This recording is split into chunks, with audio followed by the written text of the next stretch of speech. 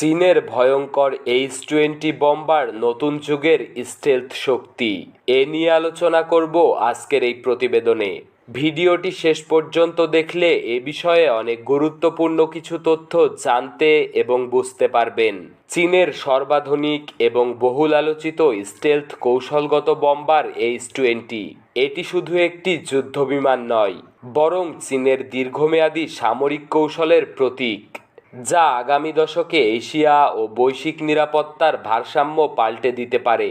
চীন বহু বছর ধরেই মার্কিন যুক্তরাষ্ট্রের B-2 স্পিরিট ও ভবিষ্যতের B-21 রেইডার বোম্বারের সমতুল্য একটি প্ল্যাটফর্ম তৈরির চেষ্টা চালিয়ে আসছে। H-20 সেই প্রচেষ্টারই ফল। প্রকল্পটি দীর্ঘ সময় ধরে গোপন রাখা হয়েছিল, শুধু কয়েকটি স্যাটেলাইট ছবি ও সামরিক বিশ্লেষকদের ধারণা থেকেই এর সম্ভাব্য নকশা নিয়ে আলোচনা চলত।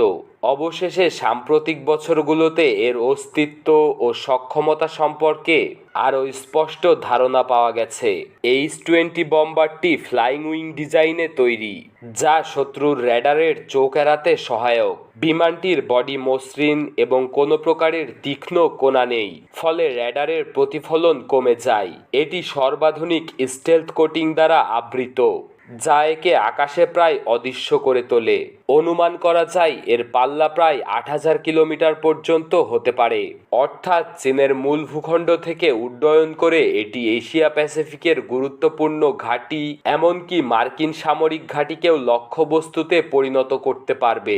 বিশেষজ্ঞরা বলছেন H-20 বম্বারটি পারমাণবিক অস্ত্রসহ বিভিন্ন ধরনের প্রচলিত অস্ত্র বহন করতে সক্ষম। এটি প্রায় ৪৫ টন পর্যন্ত পেলোড বহন করতে পারে, যার মধ্যে ক্রুজ মিসাইল, গাইডেড বম, এমনকি হাইপারসনিক মিসাইলও থাকতে পারে। এমন বহুমুখী সক্ষমতা একে শুধুমাত্র আক্রমণাত্মক প্ল্যাটফর্মই নয়, বরং প্রতিরোধমূলক বা স্ট্র্যাটেজিক ডিটারেন্সের অস্ত্র হিসেবেও প্রতিষ্ঠা করেছে।